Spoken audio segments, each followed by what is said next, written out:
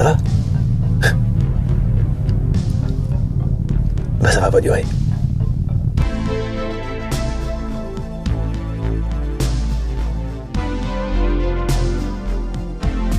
Alors dans Incassable, on avait de l'émotion. Dans Split, il y avait de la tension. Ici, on a zéro tension, zéro émotion, zéro subtilité. Tout est explicite. La mise en scène est pauvre, ma foi, et l'histoire est mauvaise. Je suis un des rares à penser ça, mais je pense franchement que Shyamalan a fait son plus mauvais film. Les gardiens du cinéma qui pensent déjà comme moi, et des autres un peu mitigés, mais en général plutôt positifs. J'attendrai de voir le Durandal et puis le Fossoyeur, mais là je vois vraiment pas ce qui pourrait rattraper le truc. Ça, avec les lacrymos en ville, ça me faisait 2 raisons de pleurer ce jour-là. Et à votre avis, qu'est-ce qui pêche? Les moyens? 20 millions de dollars, c'est peu, hein? Split n'a coûté que 9 millions, donc c'est pas ça. Et ben ce qui pêche, c'est comme d'hab, c'est l'écriture.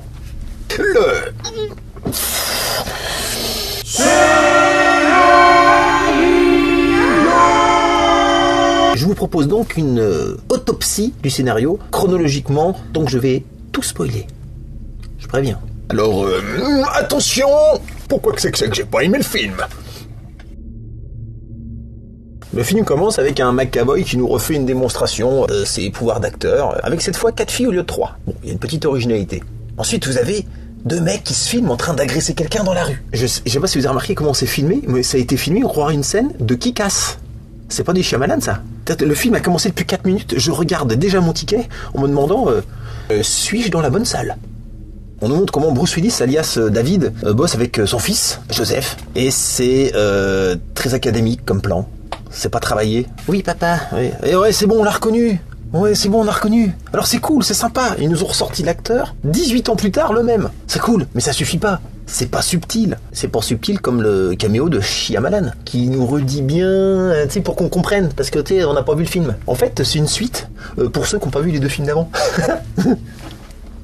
Concept.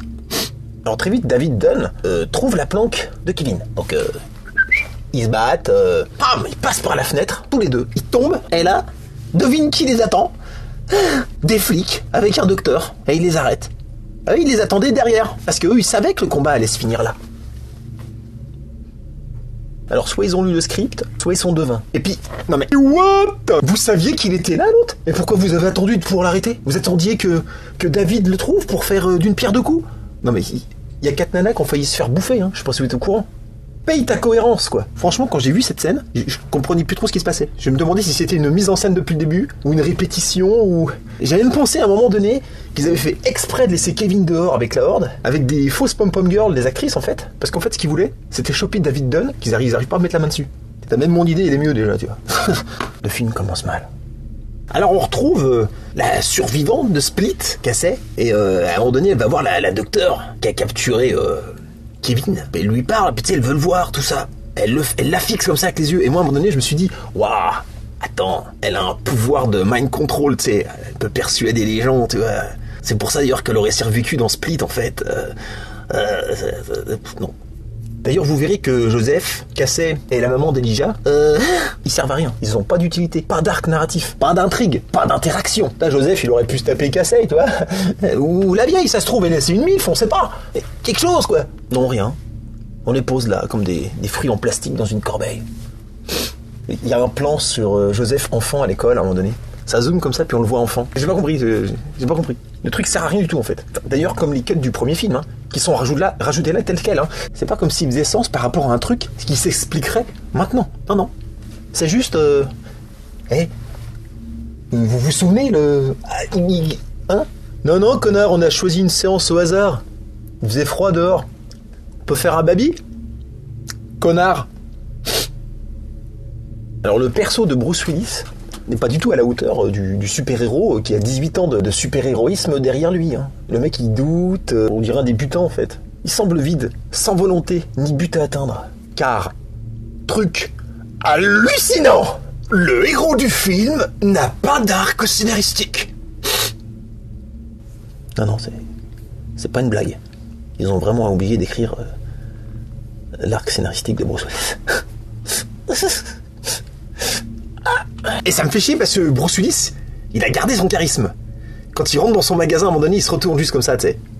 Puis il jette son petit coup d'œil à la Bruce Willis. Putain, ça le fait à mort. Eh, le mec est pas immortel, hein. C'était un des rôles de sa vie. Et encore une fois, vous lui pétez tout, quoi.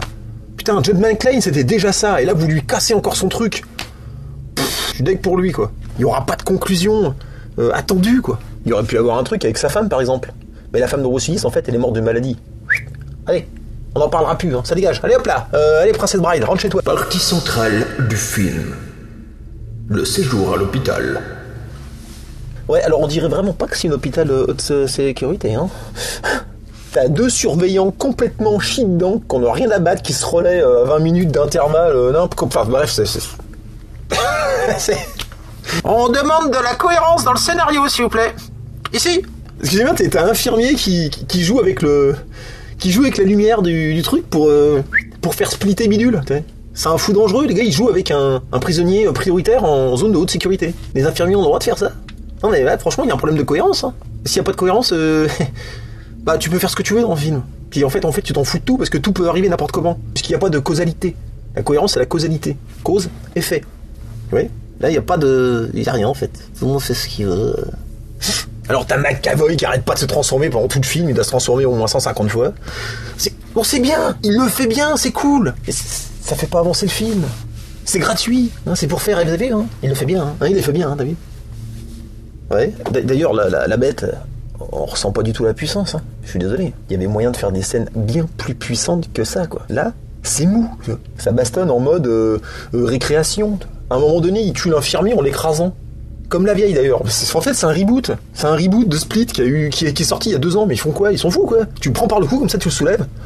Ah, tu lui pètes le plexus avec un coup de poing, tu fous du sang partout. Bim. Tao, il voit ça et...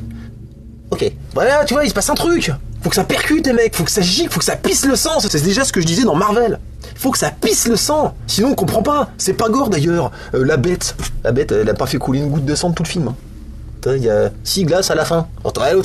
Elle tue le mec le plus fragile à tuer de l'univers. Genre, voilà. La bête. Ouais, non.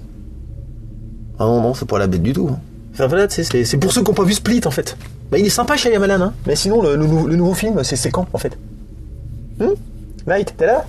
La bête ne crée plus de tension, on la voit venir tout le temps, hein. Il fait... Et c'est bon, il va arriver, elle parle de trop. Qu'est-ce que c'est que cette bête qui parle? Une bête, ça parle pas. Ça t'attrape et ça te bouffe. Ah bah oui, bah attends. L'alien, il parle. Predator, il parle. Alors? T'en es où? C'est pas impressionnant. Puis même torse nu, hein. C'est bien, il a fait de la muscu, l'autre, c'est cool, mais... Alors, il y a la scène de la pièce rose. Ok, il y a un effort de mise en scène. Vous emballez pas trop non plus, hein. C'est du rose pastel, hein. Voilà, c'est disponible chez Leroy Merlin, y a pas de problème. Alors t'as le docteur Ellie Staple. C'est le docteur qui les a capturés tous les 3. Elle les réunit à un endroit pour leur apprendre qu'en fait, c'est pas des super-héros. Non, tout ça, c'est dans leur tête. Oui. Ah, tu te demandes à ce moment-là qui est fou, en fait. Alors oui, je sais, ça fera sens par la suite. Mais je trouve que c'est quand même une idée de merde. Parce que, honnêtement, je vois pas comment David Dunn, il peut gober ça. Bon, ça fait 18 ans qu'il tarte du vilain en mode Bud Spencer. Easy. Et d'ailleurs, je suppose que c'est pour ça que vous l'avez attaché au sol avec des chaînes de chantier. Et d'ailleurs, cette espèce de scène où ils sont tous les 3, elle sert à rien. Parce que t'as Bruce Willis qui essaye de faire semblant de douter. T'as Kevin qui arrête pas de splitter toutes les 2 secondes. Alors essaie d'avoir une conversation avec lui, tu m'expliques, c'est pas possible. Donc on est d'accord, la docteur parle dans le vide. Hein. Parce que Elijah, lui, il est en mode légume. Il n'y a pas de confrontation, il y a rien en fait. Scène ratée. Et juste à le rose, il est beau. Peut-être reprendre le vaisseau comme ça, tiens. Willis à la base. Répondez, ici Bruce Willis. Vous me recevez? Est-ce qu'il y a quelqu'un au scénario? Attention, qui que vous soyez, vous émettez sur une fréquence réservée aux critiques cinéma. Ah bon, sans blague, pourquoi tu crois que j'appelle? On commande une pizza? Alors il y a Glass, Samuel Jackson. C'est un légume. Mais nous, on s'en doute qu'il fait semblant. Hein? Donc déjà, le premier twist, tu peux te le ranger bien comme il faut. Hein? Ça marche pas. Et d'ailleurs, pourquoi il aurait attendu 18 ans avant de se barrer? Quand il a deviné que les 2 autres allaient se ramener à un moment donné. Et ce que j'aime bien, c'est les infirmiers. Glass, c'est un génie du mal. Mais ils lui font confiance pour prendre ses médicaments. Ah, tu prends tes médicaments, hein? D'accord? Je compte sur toi. D'accord, hein? Alors, déjà... Le mec, il est plutôt vicieux, c'est un vicelard, donc tu te doutes qu'il va peut-être pas les prendre. Mais en plus de ça, je sais pas si vous avez remarqué, mais c'est un légume, il bouge pas les bras. Il dit comme ça. Tu prends comment tes médicaments si tu fais pas comme ça avec ton bras? C'est un légume, il peut pas bouger les bras.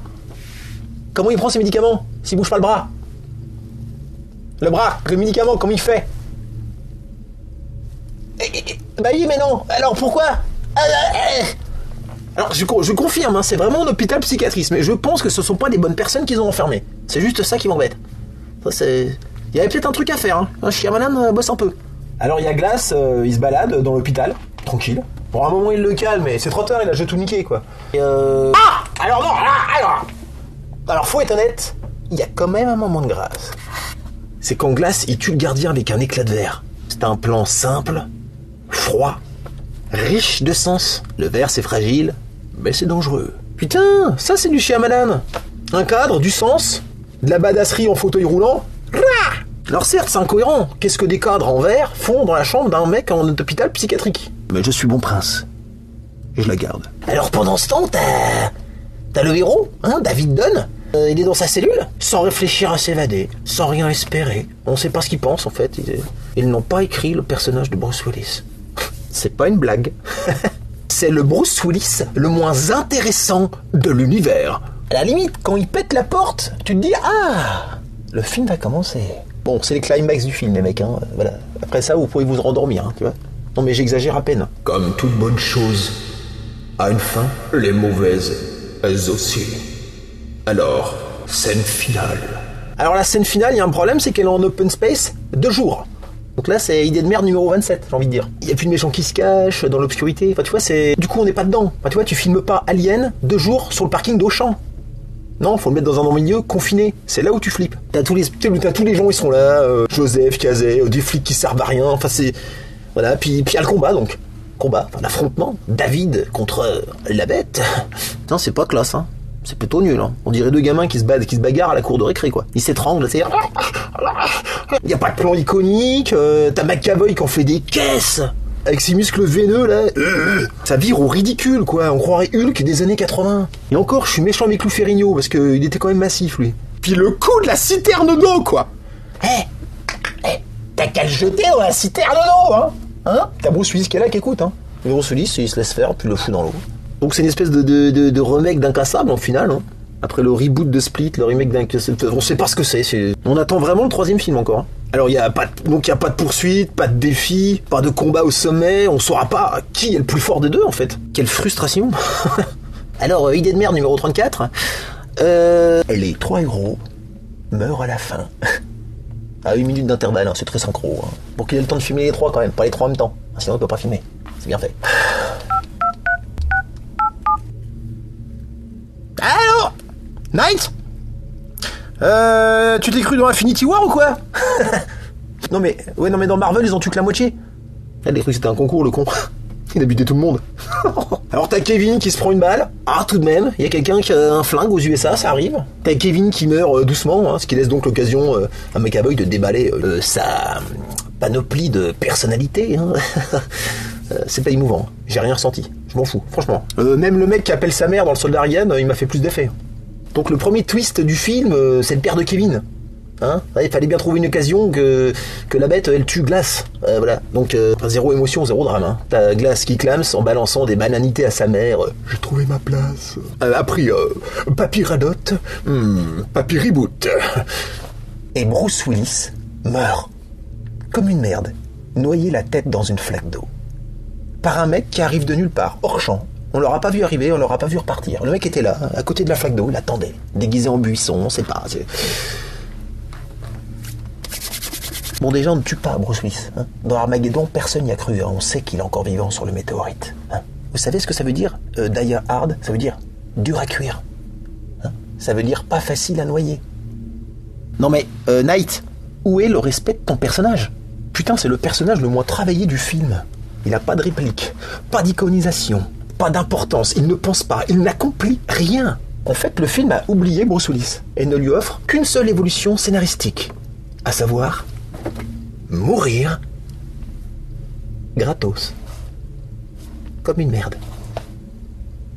Et là il y a des gens qui applaudissent.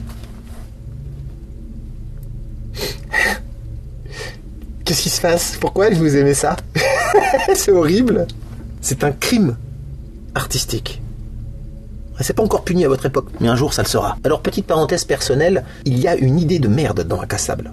Tout de même, ce film n'est pas parfait. C'est le point faible de David, à savoir l'eau. Ça marche pas. On est constitué à 70% d'eau. Puis quoi, il boit pas? Il met pas d'eau dans son pastis, c'est ça? Il prend pas de douche, il prend pas de bain? Puis quand il transpire, ça compte ou pas? En fait, la flaque d'eau aurait tué n'importe qui. Et dans Incassable, je suis désolé, hein, quand t'es piégé dans la bâche de la piscine, t'as beau savoir nager, c'est mort. Hein. C'est pas l'eau le problème, c'est l'asphyxie. Allô, Knight? T'aimes bien les twists, toi? Hein? Ouais, bah j'en avais un de twist pour toi. Attends, écoute. Genre, toi, ta glace, il piège David. Puis il le pousse, mettons, dans une piscine olympique. Et là, tu te dis, c'est mort. Ouais, attends, voir la suite. 10 minutes plus tard, t'as David qui rapplique. Gros plan sous la tronche de glace, il fait merde. Et là, t'as David qui dit, eh ouais, mon pote, ça fait 18 ans que je m'entraîne à m'immuniser contre mon point faible. Je prends des bains tous les matins. Boum! Alors, il était pas bien ce twist? Bah oui, mec. David est devenu encore plus incassable qu'avant. Et là, il explose. Et attention, twist numéro 2. L'organisation secrète qui tue les super-héros. Waouh!